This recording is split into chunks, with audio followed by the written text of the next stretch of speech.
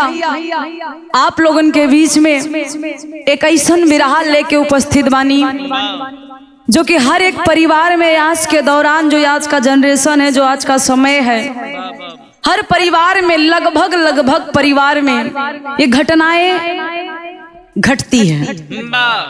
दुनिया में बताया जाता है कि रिश्ते में अगर सबसे पवित्र एवं गहरा रिश्ता कोई रिश्ता है तो वो खून का रिश्ता माना जाता है।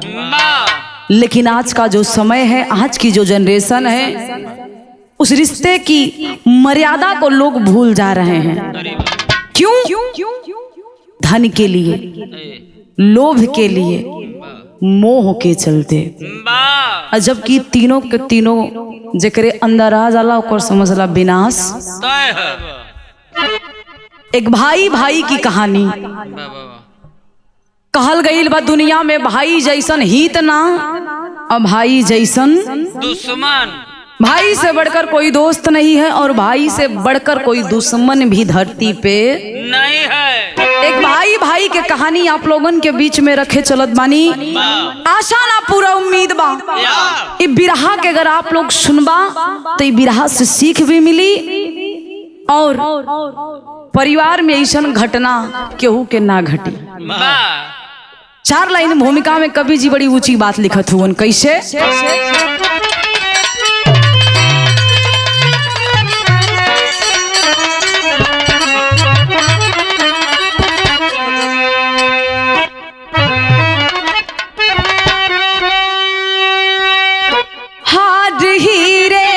कितना भी चटकार हो,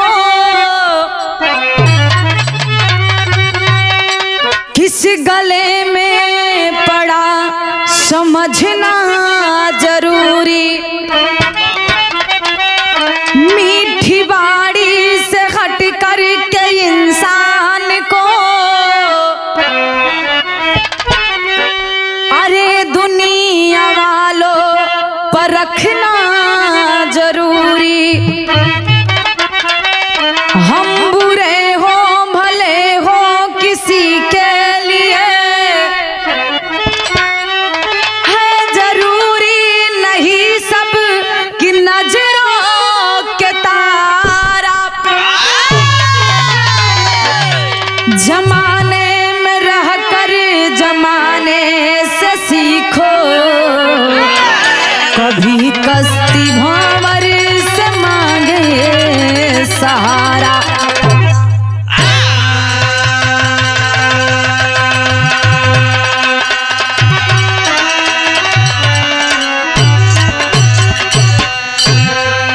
ए पंचो बतावल गईल हाँ कि हीरा के हार केतनो बढ़िया सजा के गुथवा के ठे माला में पिरोदा, उ हीरा के कीमत, हीरा के वैल्यू केकरा गले में पड़ी ओकरा से बढ़ेला। अब हीरा के हार बा कोनो गदहा के गले में पहिना दा तो उ शोभा नहीं दे। ये सब कवि जी हमरे गजल में बड़ी सुंदर लाइन लिखत होन। कैसे?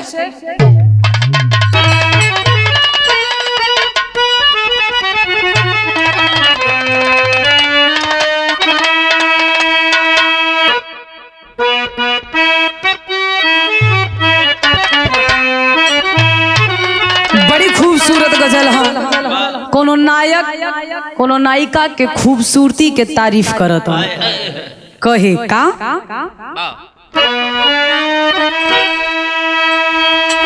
कि कांच का बदन लेके, कि कांच का बदन लेके मत चला करो घर से।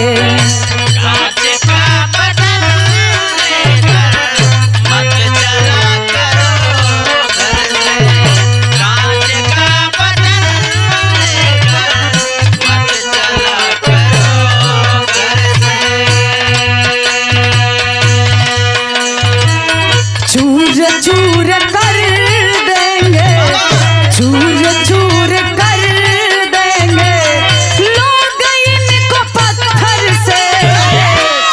कांच का बदन लेके मत चला करो घर से।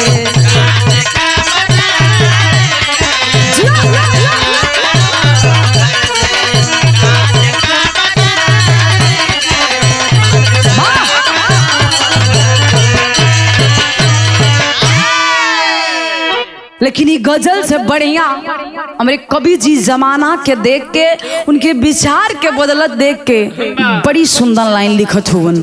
खाली खलन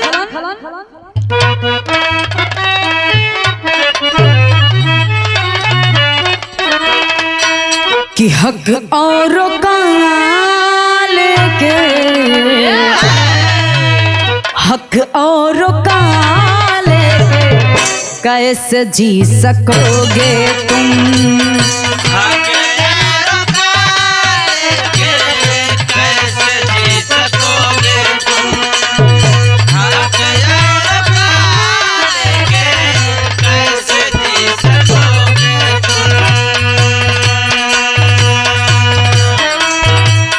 चूर चूर हो जाए चूर चूर हो जाए और मर जाओ हक और काल के कैसे जी सकोगे तुम।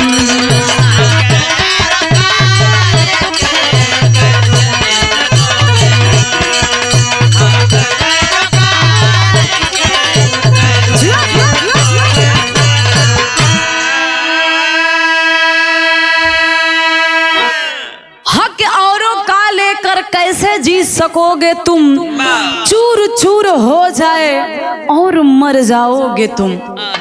दुनिया में केहू भी केहू के हक खाए के अगर सोचा कि हम राजा बन जाई अमीर बन जाई तो ये असंभव बा। कहानी के हिजा से शुरुआत बा गुरुजी, नज़म में कहना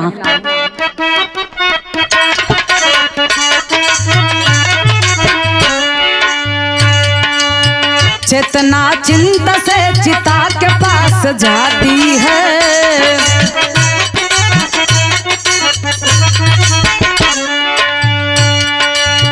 लौट कर कभी भी सचेतना न आती है।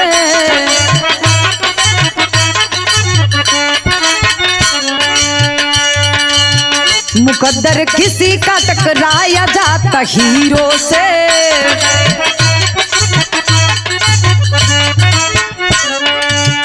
किसी की भाग्य है भटकती भाव के पीड़ों से।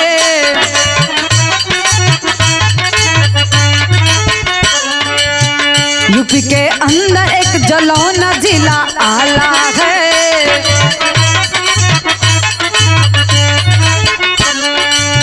वही गरीब ने एक घर का डेरा डाला है।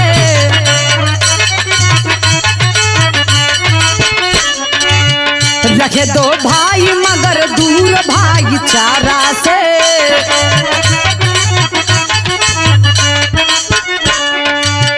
एक का चमन सुना दुलारी दुलारा से।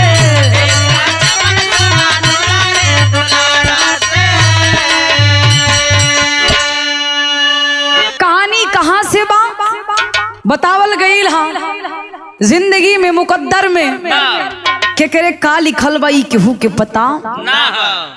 ई कहानी उत्तर प्रदेश के अंदर एक जिला जौने जिला के नाम जलौना पड़ा। जलौना में रहे वाला एक गरीब परिवार, दो भाई, दोनों भाई के शादी हो गई रहे। छोटका भाई बड़ा खुशी बा सुखी बा, परिवार बा, बीबी बच्चे सब साथ में उगन, उनके कोनो चीज के दुख नहीं बा। अच्छा जिंदगी में धन से सुख नहीं मिलेला, सुख मिलेला तो परिवार से। आपके पास कितना ही धन ना हो, अगर परिवार नहीं है तो धन किसी काम का नहीं। अगर परिवार है धन की कमी है तो भी आपको धन की कमी उतना नहीं अखरेगी जितना ना परिवार रहने से होता है। ए पंचो छोटका भैया के लड़का हुवन, लेकिन बड़का भैया के पास कोनो संतान ना हो। भाई एक भाई सुखी बा, एक भाई दुखी बा। बड़का भैया बड़ा खुश हुवन, लेकिन छोटका भैया जवन हुवन उनके पास कोनो औलाद नहीं बा। दोनों प्राणी अपने मड़ई में बैठ के भगवान से यह मनावे, हे भगवान हम जिंदगी में कैसन पाप कैले बानी जो हमार अंगनैया सुन बा।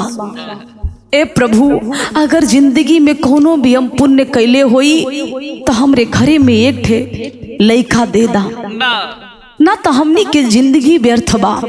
ए बाबू, कहल जाला चिंता से आदमी के चिता की तरफ ले जाला। आज चिंता बढ़ल बा, छोटका भैया बीमार पड़त हुवन तो होखत का बा गुरुजी, बिरहा में बड़ी पुरान लाइन बा। कौनो दुल्हन अपन दर्द बयां करत ह, अपने पिया के बारे में बतावत बा।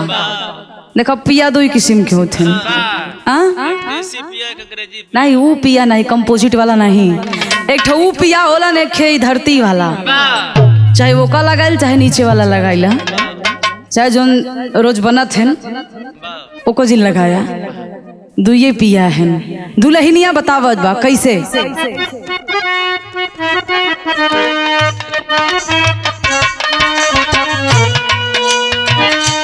काची निदिया में हमके जगावल करेला, काची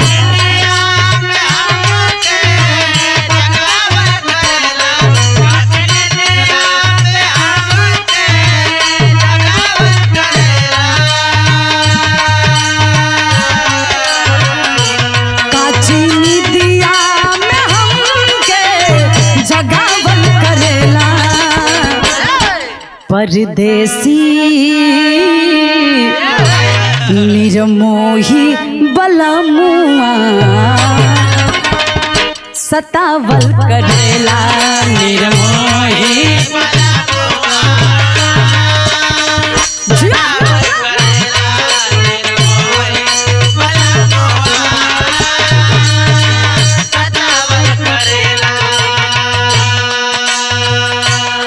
लेकिन ए भैया, छोटका भाई जोने के नाम बतावल गेल रमेश, रमेश के पत्नी के नाम कलौती, खलौती के गोदी में लइका ना बे बाबू। औरत के लिए अगर ओकर संतान नहीं खेबा तो दुनिया में ओकर केहू नहीं खेबा। लोगन के ताना पा पा के कलौती आज परेशान बा, भगवान से विनती करता कि ये प्रभु कैसन हमके ई दोषी बनौले हुआ, कौना पाप के दंड देत हुआ। कलौती रो रो के कहता का,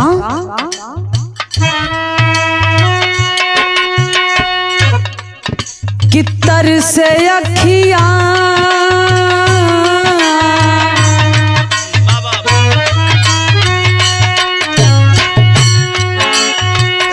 कितर से अखिया कलावती खेलवना बिना,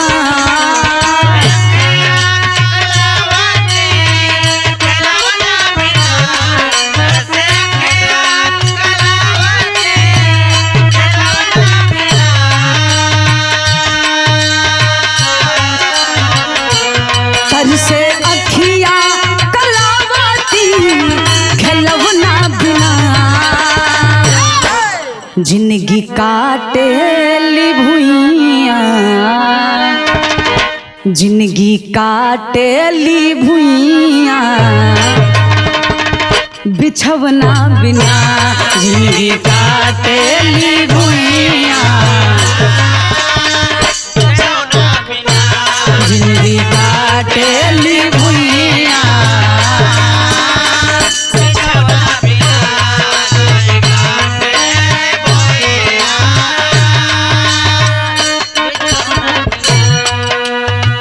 देखो रमेश के भगवान औलाद तो ना दिलन, लेकिन साथ साथ धन भी ना दिलन।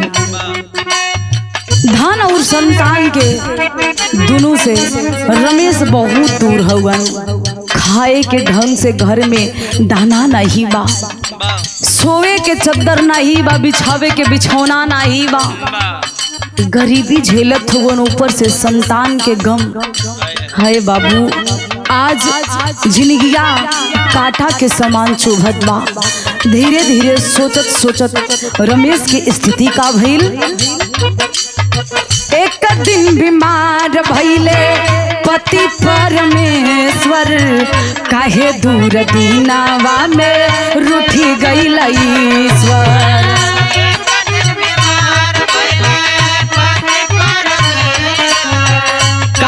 दूर दीनावा में।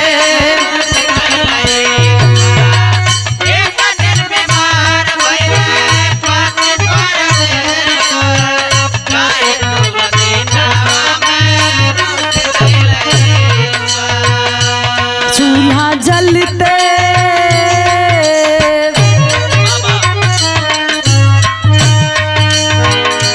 चूल्हा जलते ना बा घर में लहू ना बिना। चूल्हा जलते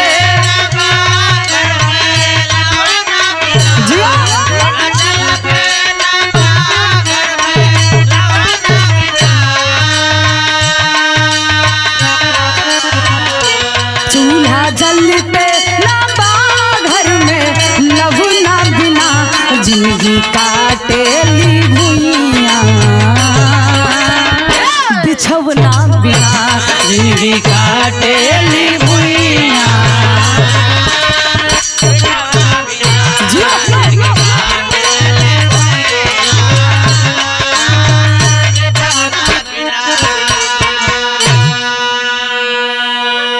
ए पंचो, आज यहाँ रमेश के पत्नी कलावती देवी अंगना में बैठ के रोवत बाड़ी कि बाहरे भगवान ऐसा किस्मत देवे से पहले काहे ना हमके मौत आ जाए। हम कहाँ से अपने पति के दवाई कराई। हमरे पास तो रुपया भी नहीं खे, ना शरीरी पे कोनो जेवर बाकी जेवर के बीच के अपने पति के हम दवाई करवा दे। ए बाबू, नजदीकी हॉस्पिटल में ले जाके कलौती अपने पति रमेश को भर्ती कर देती है। लेकिन जिसे धरती का सेकंड गार्ड कहा गया है, डॉक्टर साहब अजूहो बिना रुपया के इलाज ना करत हुवन। बेबस लाचार होके ये कलौती खबर किसको देती है? एक लाइन तरज हो। अरे छोटा की गोतिनिया मारे, हर छोटा की गोतिनिया मारे, हर तनावा की बतिया पतिया रोई रोई ना, पतिया रोई रोई ना, काहे भेजली जमतिया पतिया रोई रोई ना।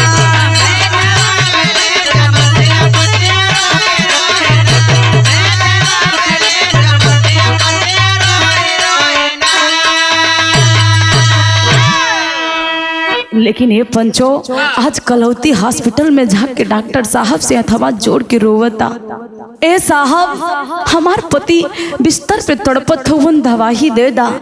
हमार जिंदगी बनल रही तब भीख मांग के तुम्हार कर्जा अदा कर दे, तो के हम फ्री में दवाई ना करे दे।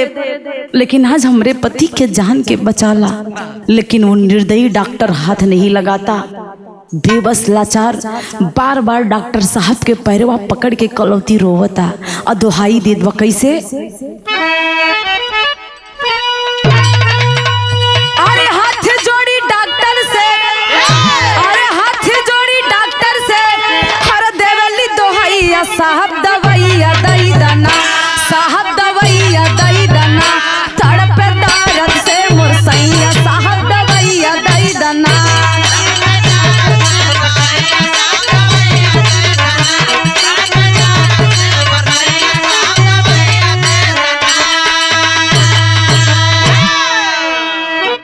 ए बाबू, डॉक्टर साहब मना कर देते हैं तो इनके पास एक उपाय बचल। कौन उपाय भैया?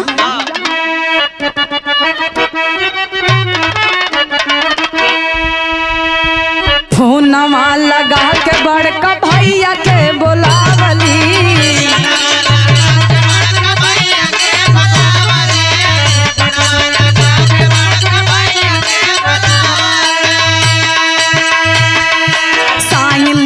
दोनों जन के समझ नहीं पावली।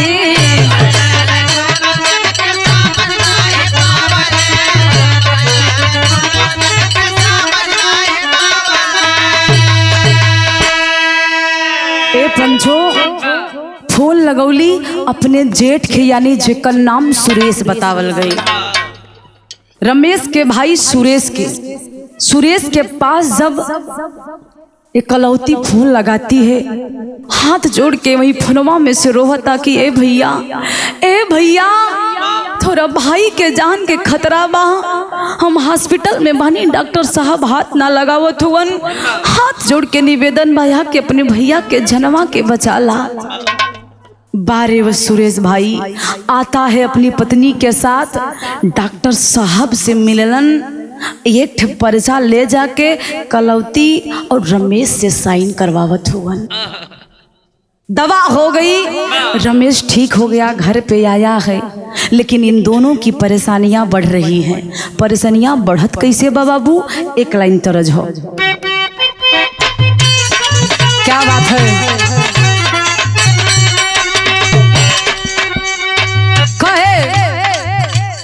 उठे लपीर कमर के नीचे हायल कइले बा,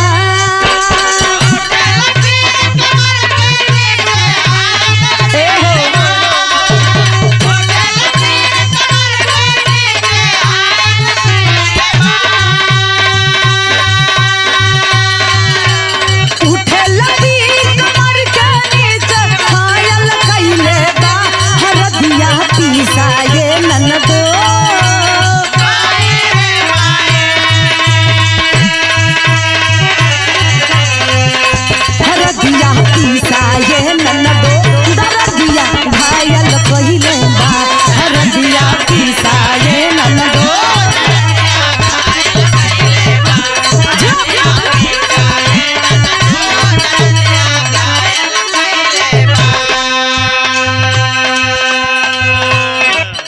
औरत के लिए अपने सुहाग से बढ़ के कोई चीज नहीं होता। एक औरत जिंदगी में सब कुछ बांट सकती है, पर अपना सुहाग, अपना सिंदूर वो कभी नहीं बांटती। लेकिन बार कलौती आज एक औलाद के लिए अपने करेजे पे पत्थर रख के अपने पति से बहुत बड़ी बात कहने जा रही है। का कहली,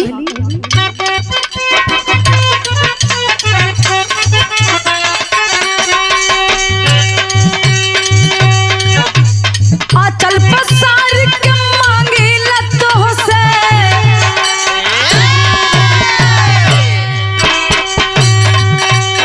चल पसार के मांगी लतों से भिखिया दई देबा,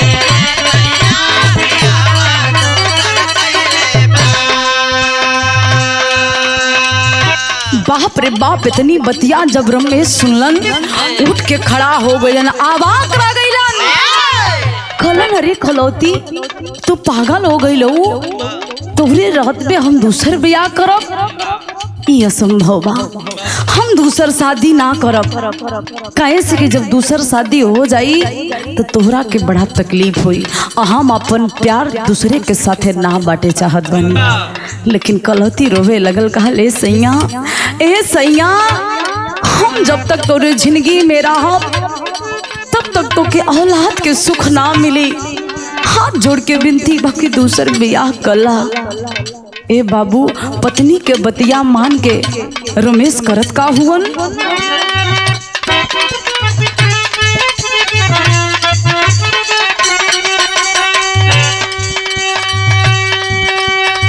शादिया करवली दूसर बिया ही जलाना,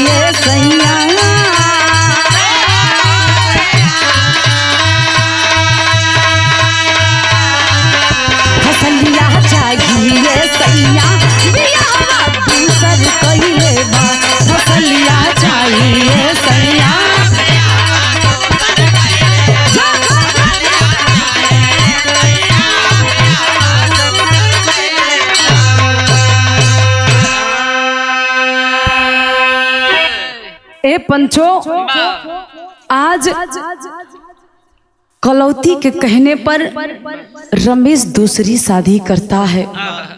ए बाबू, जब दुल्हनी के कदम अंगनैया में पड़ल, एक तरफ गम बा लेकिन दूसरी तरफ खुशी बा कलौती के। गम के बात के बा कि आज से हमार सिंदूर बट गईल, हमार पति सिर्फ हमार ना रह गईल, हमार पति भी आज से पराया हो गईल है। लेकिन खुशी बात के बा कि आज के बाद हमरे घरे में किलकारी गूंजे के एक ठे उम्मीद आईल है। ए पंचो, मालिक के देखा करिश्मा, उ दुल्हनी के कदम पड़ल तो रमेश के घर में खुशहाली आई। खुशहाली आइल का, रमेश के दू जुड़वा लड़का भइलन। जब लड़का भइलन, लड़का की खुशी में हित मीत संगी साथी नात रिश्तेदार अंगनैया में सब जुटल हुवन। गीत गौनई भइल, खुशी के माहौल चलत बा। वही लोगन में बैठल एक थे संगी रहलन, तनी से पढ़ा लिखा रहलन। कलन कहो रमेश भाई, तोरे घरे में लड़का हो गईल, हमके एक बात के डाउट बा। कलन कौने बात के? कलन हमके शंका भी कि तोहार जोन जमीन जायदाद बा ये तोहरे नाम नहीं बा। रमेश कलन, अरे भाई ऐसन कैसन कहत हुआ, हमार पिताजी जब गुजरलन तो दोनों भाई के आधा आधा हिस्सा मिलल, तो कैसे नाही बा। रमेश से उनकर संगी कलन हमके डाउट बा, चल के क्लियर करला। जाके बाबूजी तहसील में जब नकल निकलवाते हैं, उन नकलिया में साफ साफ लिखल रहे कि आपके नाम कोई भी जमीन नहीं है। इतनी बतिया सुन के बाबू रमेश के चक्कर आइल, वही जमीनिया पे गिर गईलन और रोहत बिलखत कैसो घरवा आइलन। तब बड़का भैया से पूछत होवन, का पूछलन गुरुजी? तेरी में कहना बा।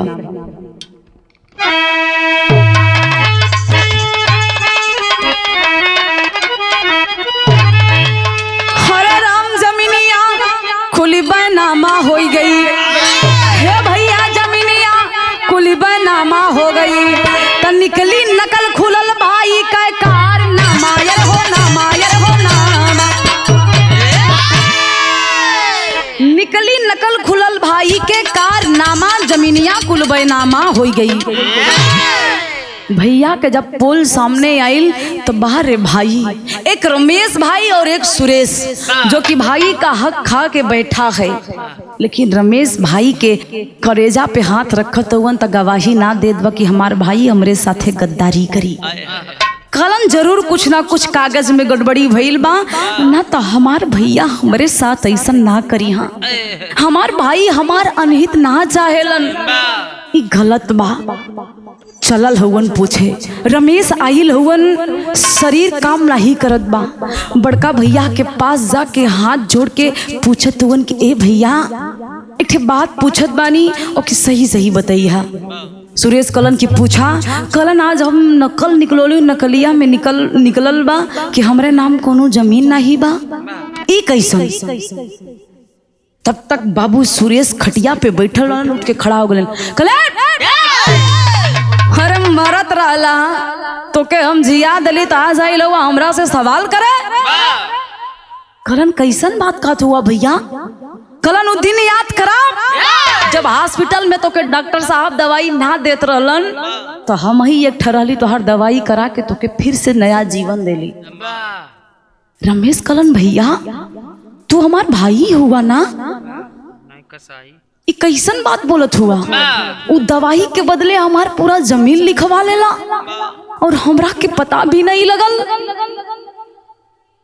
सुरेश कलन, सुना, आज के समय में पैसा कोनो पेड़े पे ना उगेला, मेहनत करके रुपया घरे में आवेला और तोके लागत बा कि तोके रुपया फ्री में दे दे। डॉक्टर साहब से जाके पूछला तोरे बीमारी में कितना रुपया लगल है। गांव जवार के लोग जुटलन, घरे लगल कि जैसे मातम सा छा गई। दोनों पत्नी घरे में बैठ के रोवत है, बिलखत है। दोनों लड़का के गोदी में लेके कि अरे बाप रे बाप, हमने की आखिरी जिए के आधार ये खेती यही जमीन रहल, आज हो छिन गई। केकरा सहारा अपन लड़का पालब? ए पंचो, गांव के बुद्धिजीवी लोग जुट के सुरेश को समझाते हैं कि अरे कैसा भाई तू है, जमीन लौटा दे, तेरा भाई धीरे धीरे मेहनत मजदूरी करके तेरा पैसा लौटा देगा, लेकिन जमीन उसे दे दे, नहीं तो ये बेचारे रोड पे आ जाएंगे, क्या खिलाएंगे अपनी पत्नियों को और अपने बच्चे को।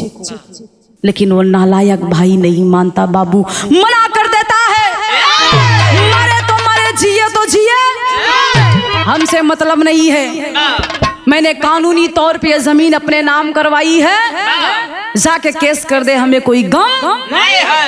ए बाबू, कहल जाला भगवान के घर में देर बा पर अंधेर नहीं बा।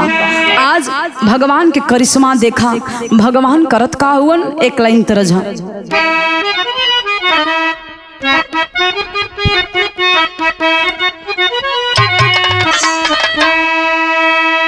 कितनी लैला हो बलमुआ हमके कोरा,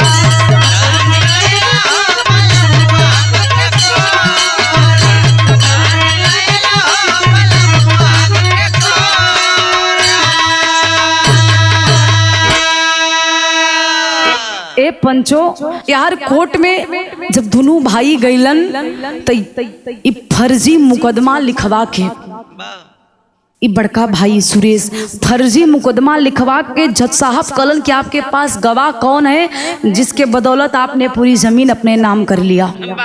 अगर एक भाई जिंदा है तो दूसरे भाई को पूरी जमीन नहीं मिल सकती, आपने लिया तो लिया कैसे, आपके पास कौन सा गवाह है, कोई सबूत तो होगा।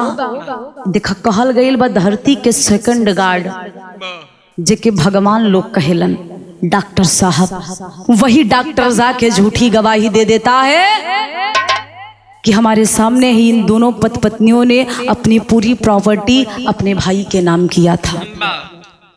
आज ये ठीक हो गया तो बदल गया। ए बाबू, दोनों परानी रोवत हुवन और जोन दूसर की बीबी रमेश के रहल दोनों लड़का के लेके अपन किस्मत के कोसत बा। कहली कहा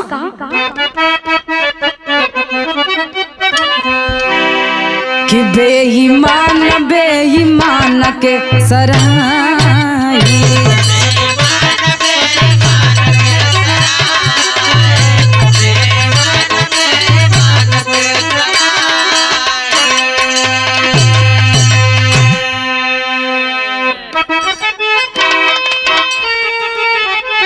कि अखिया से देखा कहे डॉक्टर कमीना, कि अखिया से देखा कहे डॉक्टर कमीना, हर दिहल बजूठी गवाही, बेईमान बेईमान के सराय।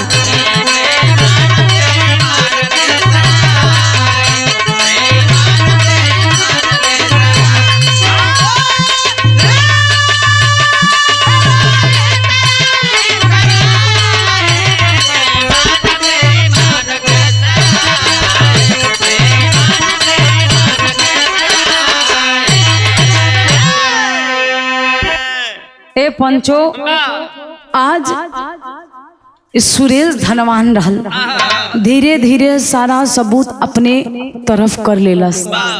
कहल जाला दुनिया में गरीब के केहू नहीं बा। आज रमेश के केहू साथ नहीं खे देत बा, बस ईश्वर के ऊपर भरोसा करके इ मुकदमा के लड़त हुवन। आखिरकार भइल का कि दुखिया पे दुखवा के फाटल बदरवा, हर कैल सदालत गवाह के यचरवा।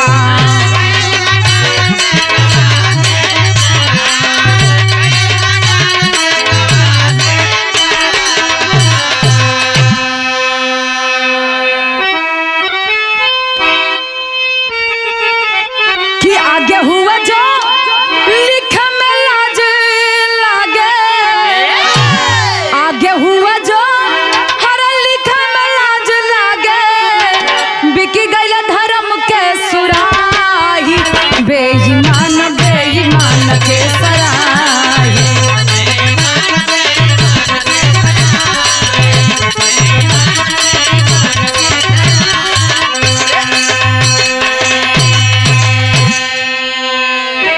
पंचो कोर्ट में मुकदमा चलत बा। भगवान के ऊपर भरोसा करके रमेश पेशी पे पेशी जात हुवन। जोन घरे में कुछ रुपया रहल मेहनत मजदूरी करके लाइल रहलन उहो चल जात बा। खाए खातिर दोनों प्राणी और जोन दूसर की बीबी दोनों बच्चा बा मोहताज हो गईल हुवन। आखिर लड़ाई लड़त हुवन के ईश्वर अब तक कुछ फैसला सुनवा दा। हमनी के दुनिया में अब केहू नहीं खे, ना धन बा ना रुपया बा ना बल बा ना ताकत बा, केकरा ऊपर भरोसा करी। लेकिन कहल गईल बा जब समय खराब होला तो केहू साथ ना देला। आज रमेश की परिस्थिति भइल का गुरुजी पापट में कहना बा।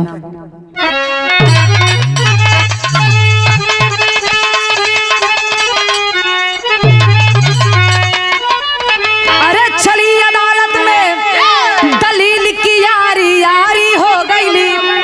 अरे चली अदालत में दलील की यारी हारी हो गईले। तो न्याय धर्म पे पड़ल रुपया भारी हारी हो गईले।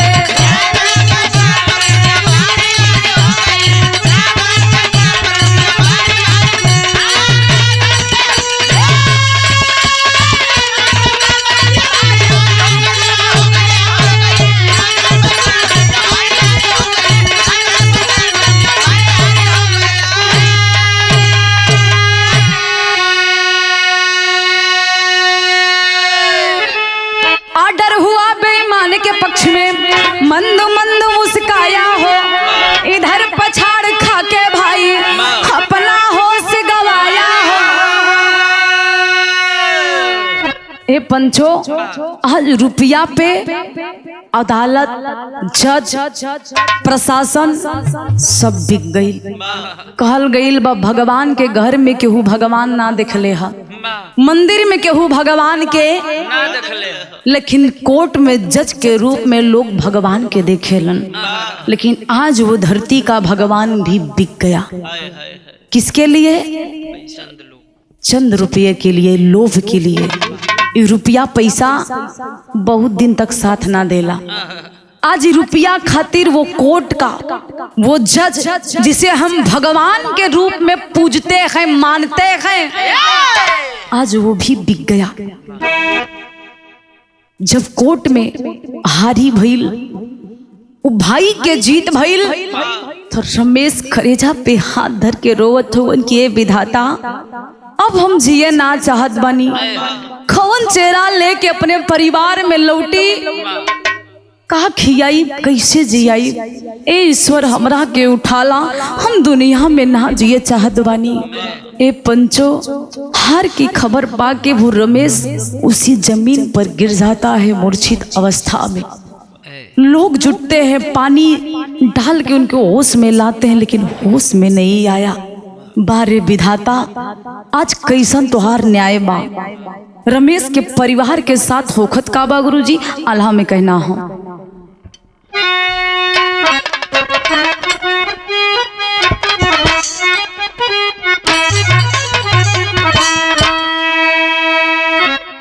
कि रुपया पैसा कोठी महल जेतना बनाला बाबू,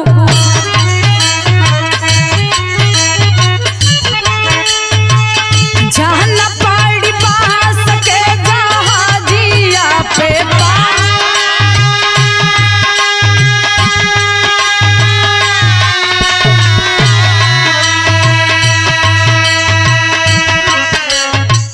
भाई कहा के खाए वाला सुखी रही है नाही।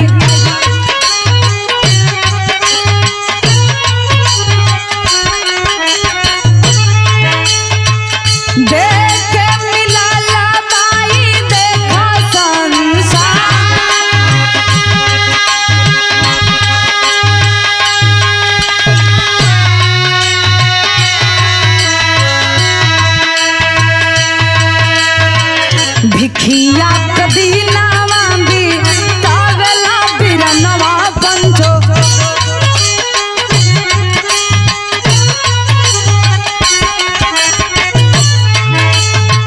छोटा छोटा लड़का बनले बाप के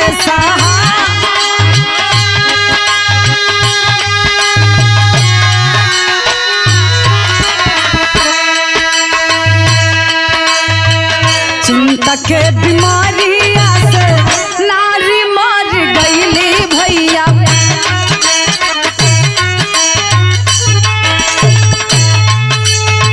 बिना रमाई होई गईल दूरा।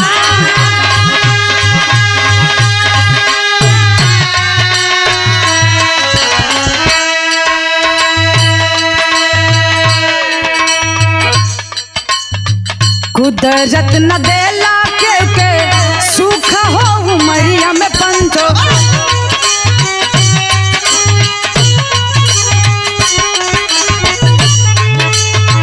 भैया बड़का भैया ये दिन हो बीमार।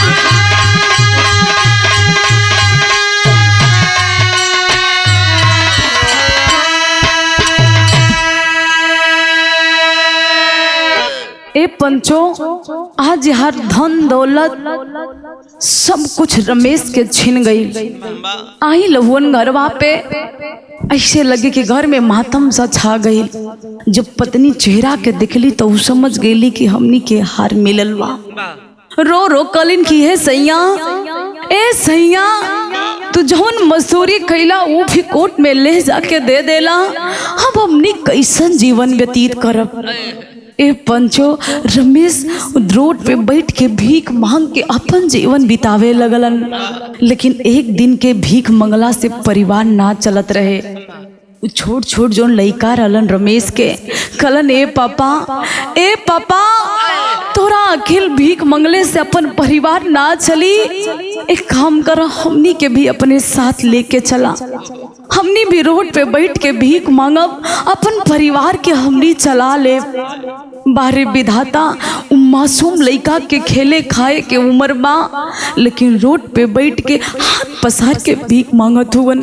ए साहब 1 रुपए दे दो, ए साहब रोटी दे दा, ए साहब कपड़ा दे दा, शरीर पे कपड़ा नहीं बा। यार बाबू परिस्थिति खराब बा, दुल्हनिया घरे में बीमार बा। छोट छोट बचवा 5 साल के 4 साल के रोवत हुवन।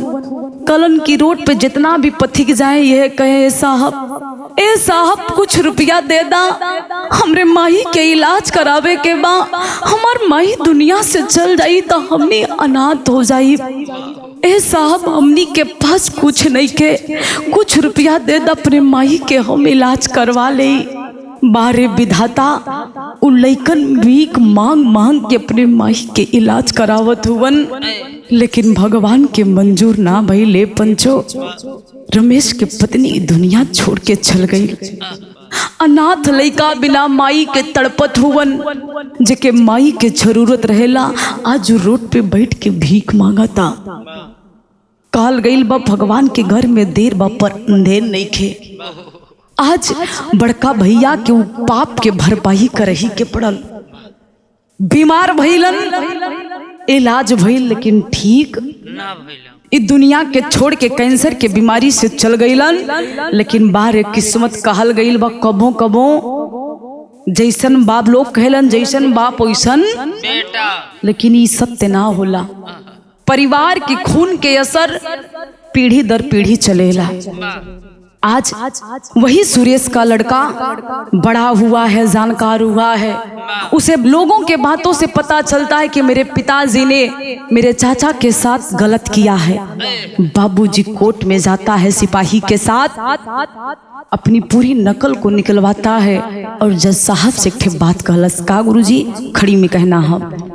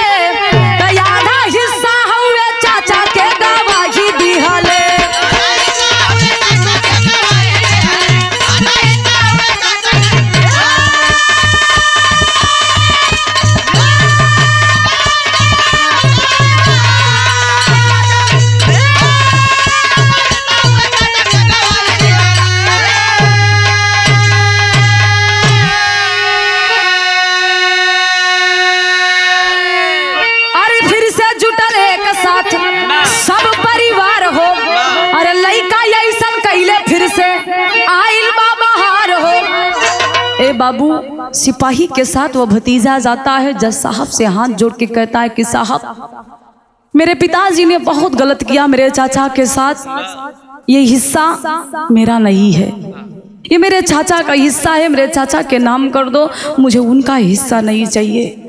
मेरे पापा इस दुनिया से चले गए, लेकिन मैं चाहता हूँ कि मेरे चाचा और उनका बेटा जो कि मेरा भाई है वो रोड पे बैठ के भीख ना मांगे, वो मेरा ही परिवार है। ए जज साहब ये हिस्सा के आधा आधा कर दा।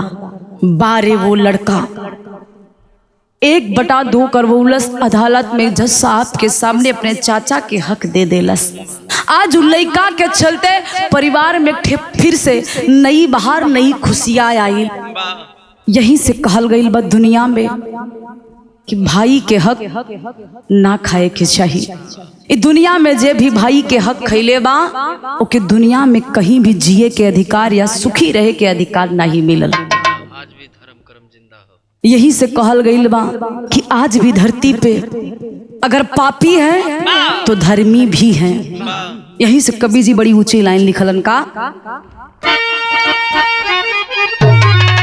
धन और धरती पे रिश्ता को ना भूलो, अरे भाई हो तो भाई को भाई तुमका भूलो।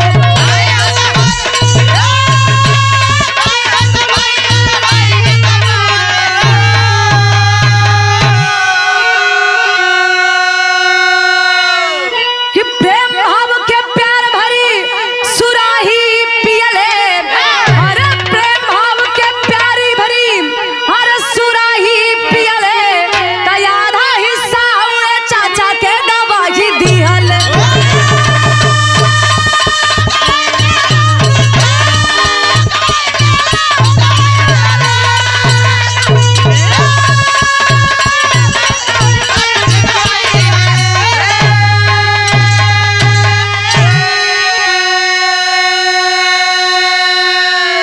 जैसे हाथ जोड़ के निवेदन में विनती बा, जे भी भाई हमरे बिरहा की सुनत हुआ, भाई बहन माता पिता सबका एक रिश्ता है।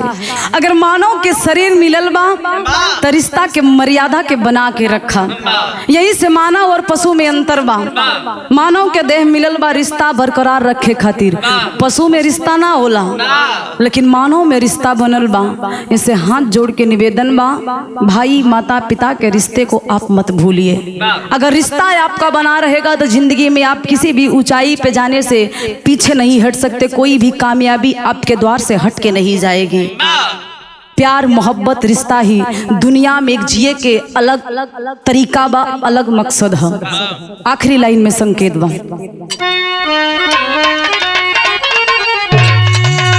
गुरु गणेश गुरु रामलाल बच्चन की अमर निशानी,